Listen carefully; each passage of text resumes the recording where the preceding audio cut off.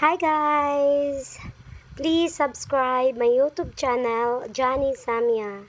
Thank you for watching. Like and share.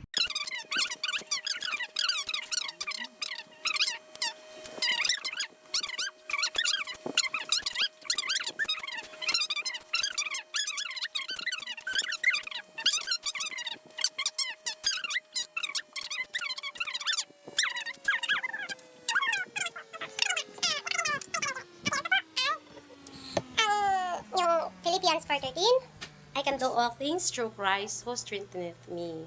Yan, napakaganda. Magagawa ko ang lahat ng bagay sa pamamagitan ni Kristo na siyang nagpapalakas sa akin. Yan. Salamat, Lord Jesus. Yan, Hebrews 13:8.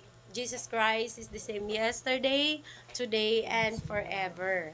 Siya po yung ating noon, ngayon, at magpakailanman. Ang ating Panginoong Jesus Christ.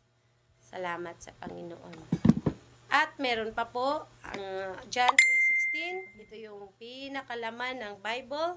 Ang for God so loved the world that He gave His only begotten Son, that whosoever believeth in Him should not perish but have everlasting life.